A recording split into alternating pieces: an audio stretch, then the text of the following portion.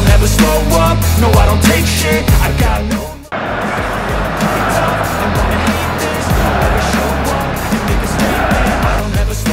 Skuad Garuda terus berbenah untuk meningkatkan kekuatan demi mewujudkan mimpi tampil di Piala Dunia 2026. Dari 4 laga di putaran ketiga kualifikasi Piala Dunia 2026 zona Asia sejauh ini, timnas Indonesia masih belum bisa meraih kemenangan. Skuad asuhan Shin Tae-yong memiliki 3 poin, buah dari 3 hasil imbang melawan Arab Saudi, Australia, dan Bahrain. Namun, hasil terkini melawan Cina berbuah pil pahit dengan skor 1-2, yang membuat timnas Indonesia merasakan kekalahan perdananya. Di bulan November, timnas Indonesia akan menjamu Jepang dan Arab Saudi di Stadion Utama Gelora Bung Karno. Exco PSSI, Arya Sinulinga, memastikan bahwa Kevin Dix masih belum bisa dimainkan pada bulan November, karena pemerintahan yang masih dalam proses naturalisasi. Dia berharap agar bek FC Copenhagen tersebut bisa bermain pada 2 laga berikutnya setelah jeda internasional November, yaitu pada Maret 2025 mendatang, melawan Bahrain dan Australia. Kevin Dix seperti yang kami sampaikan ini masih proses kan, kita tahu bahwa pemerintahannya masih transisi. Tapi kita optimis Maret, kata Arya Sinulinga ketika ditemui awak media, Rabu, 30 Oktober 2024. Arya juga menambahkan bahwa proses naturalisasi Dix dilaksanakan bersamaan dengan 2 pemain keturunan lainnya, Noah Latomu dan Estella Loupati, yang akan membela timnas putri Indonesia. Keduanya juga merupakan pemain yang tumbuh di sepak bola Belanda. Noah bermain untuk Fortuna Sittard, selagi Estella membela Telstar.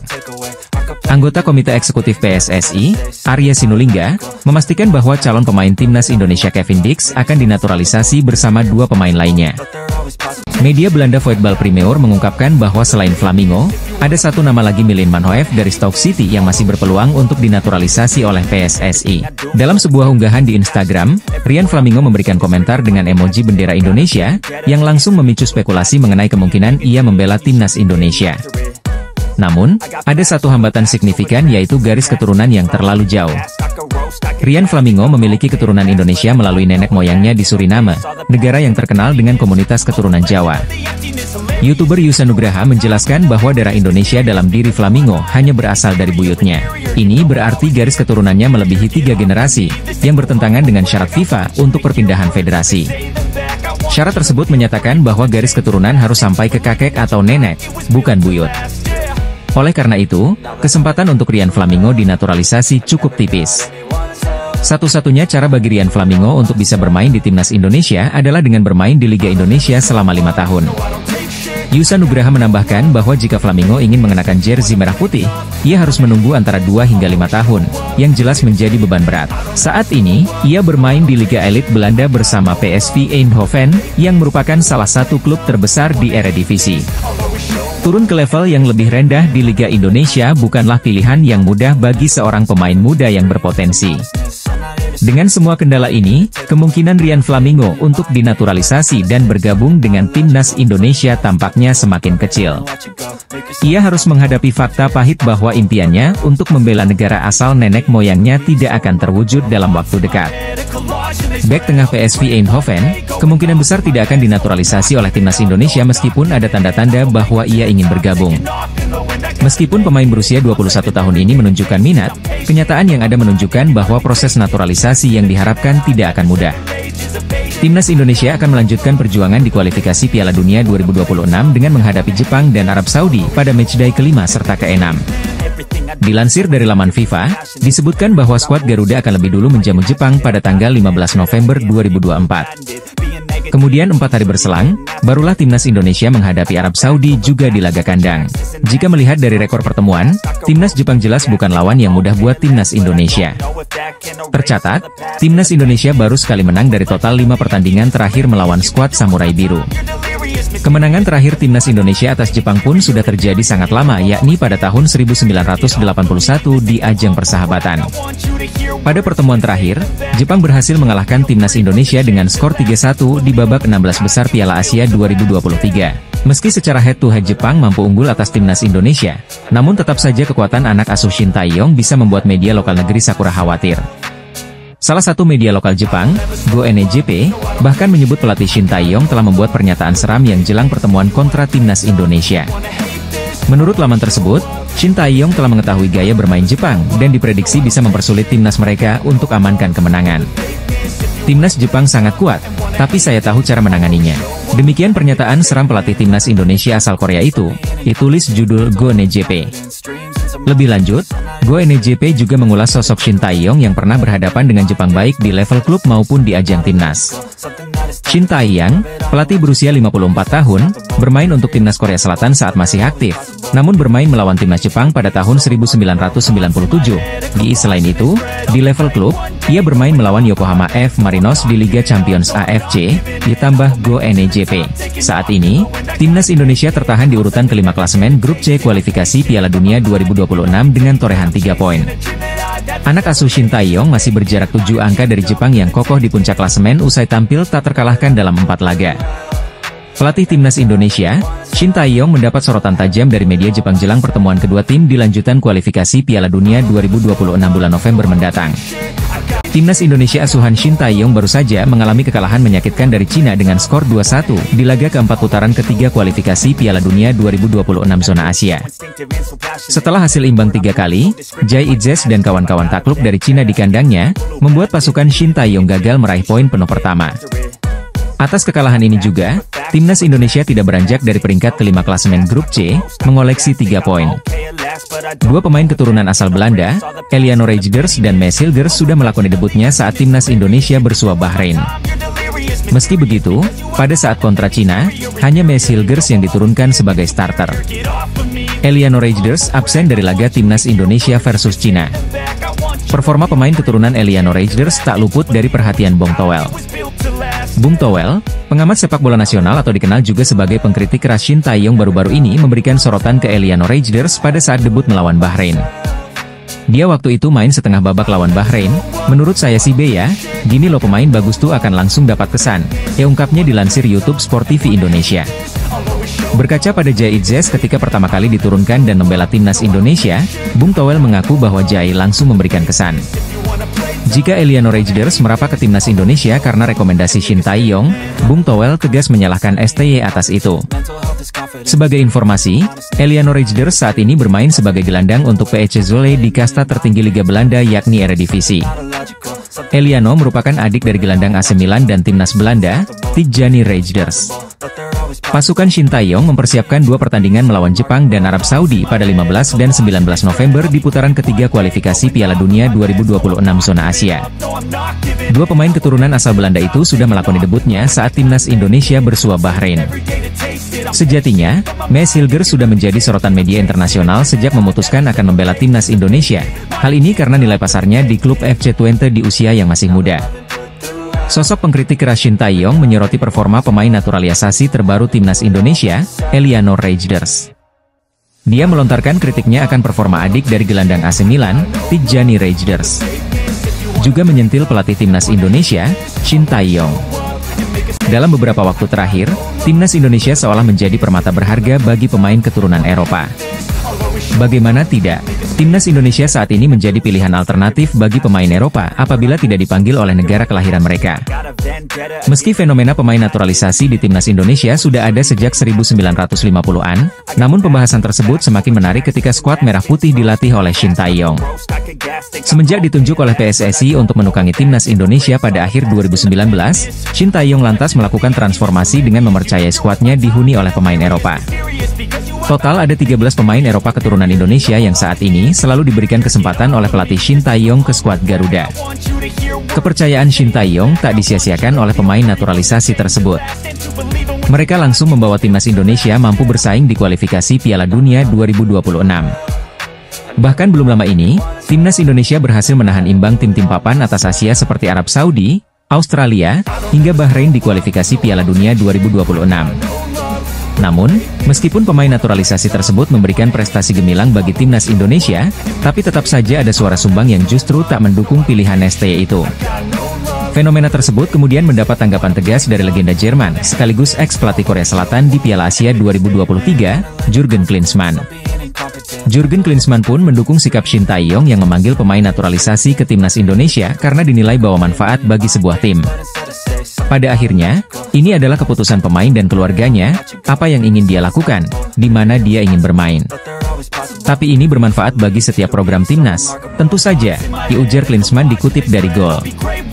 Menurutnya, pemain naturalisasi khususnya dari Eropa bakal memberikan timnas Indonesia keunggulan ketimbang rival mereka di kawasan Asia, termasuk saat kualifikasi Piala Dunia 2026 lalu.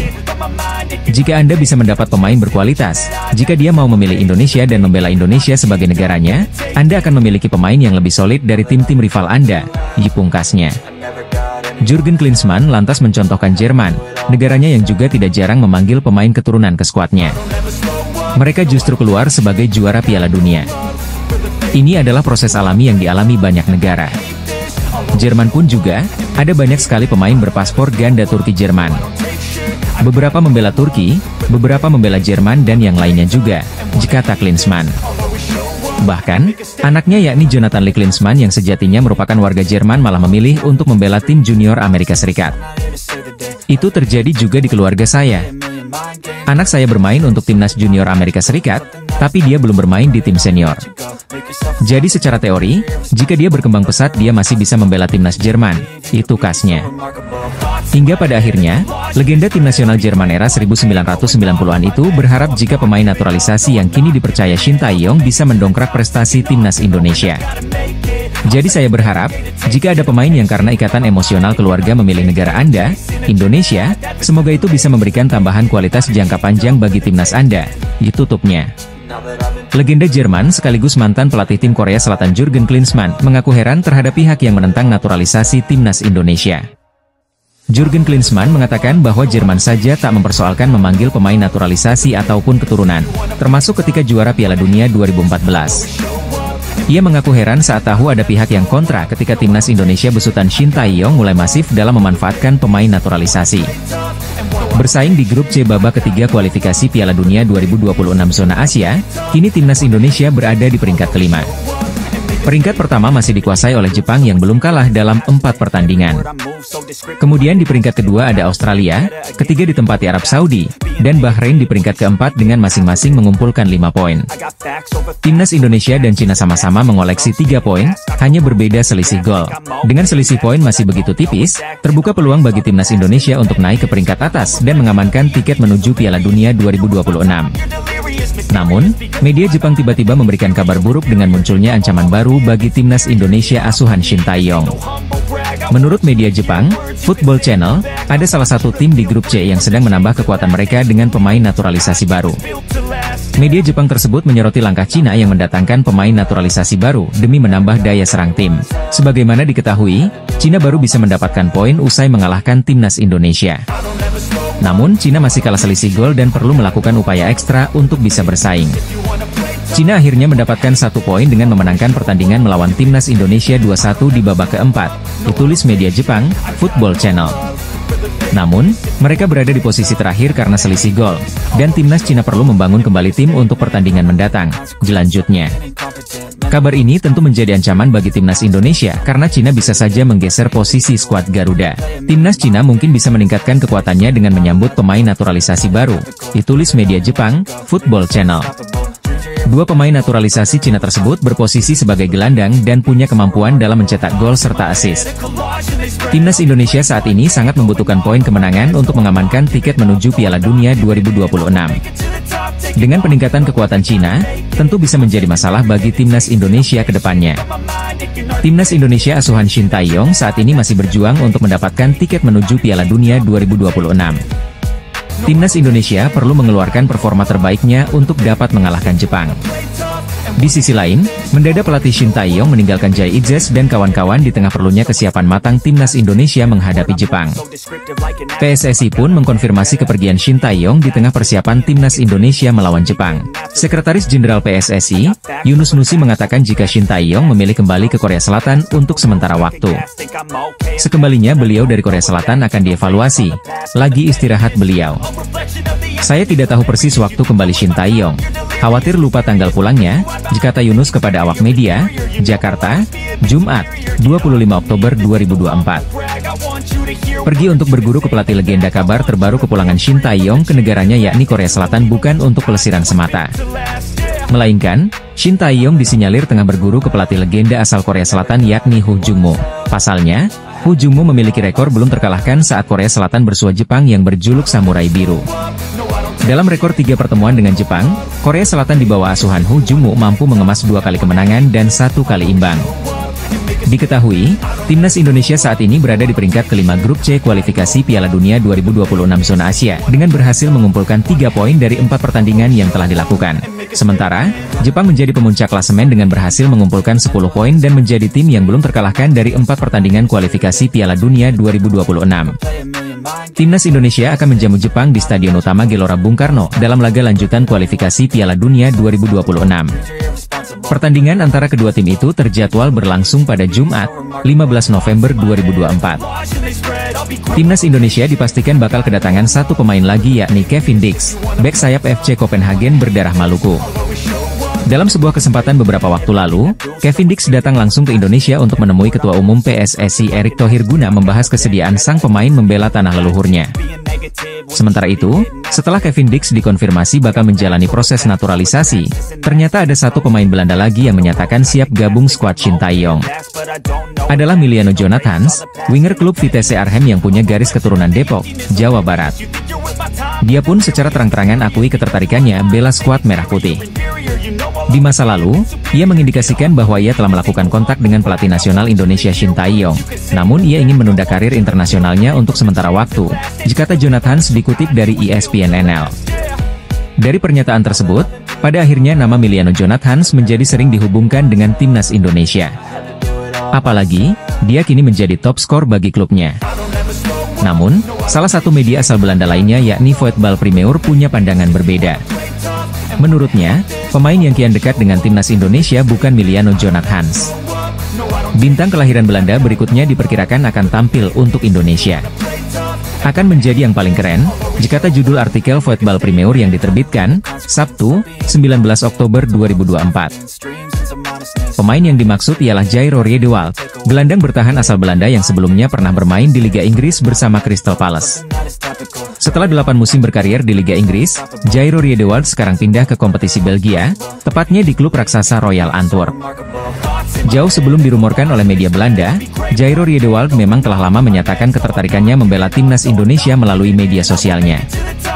Saat itu belum ada kabar lebih lanjut lagi apakah PSSI benar-benar melakukan penjajakan dengan pihak Jairo Riedewald atau tidak. Akan tetapi, baru-baru ini media Belanda kembali mengabarkan soal proses perpindahan federasi dari Jairo Riedewald ke Indonesia. Menurut Voetbal Primeur, Jairo Riedewald kemungkinan besar bakal menyusul kompatriotnya yakni Kevin Dix untuk menjalani naturalisasi. Media Belanda mengeklaim kalau timnas Indonesia akan ketambahan pemain keturunan Eropa lagi, tepatnya untuk posisi gelandang. Hal ini secara tidak langsung menepis kabar yang menyebut jika Miliano Jonathans merupakan nama yang paling dekat untuk membela timnas Indonesia. Timnas Indonesia sempat terancam tidak bisa menggelar pertandingan di tanah air karena permintaan Federasi Sepak Bola Bahrain. Mereka merasa keselamatan dan keamanan terancam pemain Bahrain akibat ancaman serta dari supporter timnas Indonesia di media sosial. Supporter Garuda kecewa dengan kepemimpinan wasit Ahmed Alkaf pada laga kontra Bahrain yang berlangsung pada 15 Oktober 2024 lalu. Ahmed Alkaf membiarkan laga berlanjut hingga melewati batas waktu tambahan yang berakibat gol penyeimbang oleh Bahrain. Bahrain pun pada laga ini dikecam karena sering pura-pura kesakitan ketika Mees Hilgers CS menjatuhkannya dengan kontak sangat minim. Beberapa hari usai pertandingan, BFA mengeluarkan pernyataan resmi dan mengecam perilaku supporter Garuda di media sosial. Oleh karena itu, mereka meminta kepada AFC dan FIFA untuk mengubah venue laga lawan Indonesia yang digelar pada 25 Maret 2025. Mereka meminta agar pertandingan dilaksanakan di luar Indonesia agar memberikan rasa kenyamanan kepada para pemain Bahrain. Sejalan dengan keinginan Asosiasi Sepak Bola Bahrain dalam memastikan keselamatan para anggotanya, terutama anggota tim nasional. Asosiasi kami sedang dalam proses menghubungi FIFA dan AFC untuk memberitahu mereka tentang perilaku yang tidak dapat diterima yang telah didapat oleh Asosiasi Sepak Bola Bahrain mulai dari ancaman, kata-kata hinaan dan pencemaran nama baik yang dapat mempengaruhi keselamatan anggota tim nasional saat bertanding di ibu kota Jakarta. Asosiasi akan mengajukan permintaan pemindahan pertandingan dari Indonesia demi menjaga keselamatan pemain dan tim nasional, bunyi pernyataan BFA dalam poin kedua. AFC pun langsung merespons keinginan ini, dan berjanji akan membahasnya dengan pihak-pihak terkait agar menemukan jalan keluar. Konfederasi Sepak Bola Asia mengetahui kekhawatiran yang disampaikan oleh Asosiasi Sepak Bola Bahrain mengenai keselamatan dan keamanan tim nasional mereka menjelang pertandingan tandang kualifikasi Piala Dunia 2026 Zona Asia Grup C melawan Indonesia yang dijadwalkan pada 25 Maret 2025. Tulis AFC lewat pernyataan resminya, Jumat, 18 Oktober 2024. AFC menanggapi kekhawatiran ini dengan serius dan berkomitmen penuh untuk memastikan keselamatan dan kesejahteraan semua pemain, ofisial, dan penggemar, sekaligus mengutuk segala bentuk pelecehan dan ancaman daring, ditulis AFC. Setelah gonjang-ganjing soal hal ini dalam beberapa hari terakhir, venue pertandingan antara Timnas Indonesia melawan Bahrain terungkap. Menteri Pemuda dan Olahraga Republik Indonesia, Dito Aryo Tejo mengungkapkan FIFA tidak akan menggubris keinginan Bahrain. Venue pertandingan Timnas Indonesia melawan Bahrain pada laga lanjutan Grup C kualifikasi Piala Dunia 2026 Zona Asia akhirnya terungkap. Arab Saudi tengah diguncang isu pemecatan Roberto Mancini dari kursi pelatih tim asal Timur Tengah tersebut buntut hasil yang kurang memuaskan pada 4 laga awal. Tercatat, Green Falcons hanya mampu memenangkan 1 laga, 2 hasil imbang termasuk saat melawan Timnas Indonesia 1-1, dan 1 kekalahan dari Jepang di Jeddah dengan skor 0-2. Setelah mendapatkan hasil yang kurang memuaskan, para supporter Timnas Arab Saudi pun berbondong-bondong menginginkan Roberto Mancini dipecat dari kursi pelatih.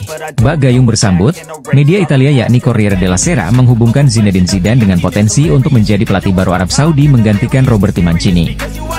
Mengetahui isu itu, Christophe Dugarry sang mantan rekan setim dan teman dekat Zinedine Zidane ikut buka suara. Dia menepis rumor bahwa Zinedine Zidane akan bergabung dengan Arab Saudi sambil merasa kesal dengan isu tentang kemungkinan tujuan tersebut. Menurutnya, ex-pelatih Real Madrid itu tidak akan menindaklanjuti rumor untuk melatih Arab Saudi tersebut lebih jauh dan justru lebih cenderung ingin menukangi Prancis. Zinedine Zidane tidak akan pergi, dia tidak akan pernah pergi, Christophe Dugarry meyakinkan, dikutip dari RMC Sport. Jika dia harus pergi, dia pasti sudah lama berada di sana. Setelah itu, saya tidak mengerti ketika kami mengatakan bahwa itu menyedihkan bagi orang-orang. Dia menawarkan jasanya kepada tim Prancis, kami menolaknya, imbuhnya. Setelah itu, dia melakukan apa yang dia inginkan. Demi rakyat, itu tidak berarti apa-apa. Zizou melakukan apa yang dia inginkan, kapanpun dia mau, sesuai keinginannya. Bukankah itu untuk menyenangkan orang? Tegasnya menambahkan. Orang dekat Zinedine Zidane angkat suara soal isu sang mantan pelatih Real Madrid itu akan menggantikan Roberto Mancini sebagai juru taktik Timnas Arab Saudi jelang menghadapi Timnas Indonesia.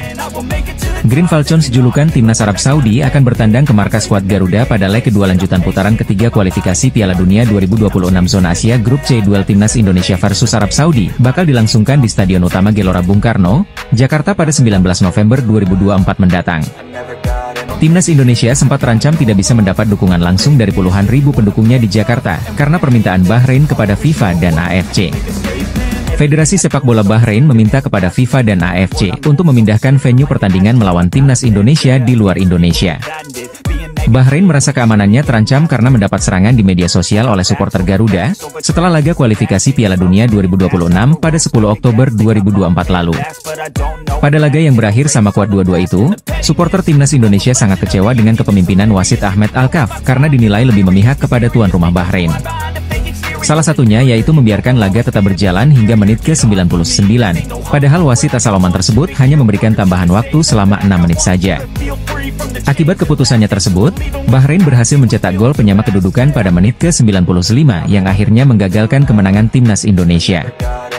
BFA pun langsung mengeluarkan pernyataan resmi terkait serangan di media sosial oleh supporter Garuda yang diterima oleh para pemain dan staf pelatih Bahrain.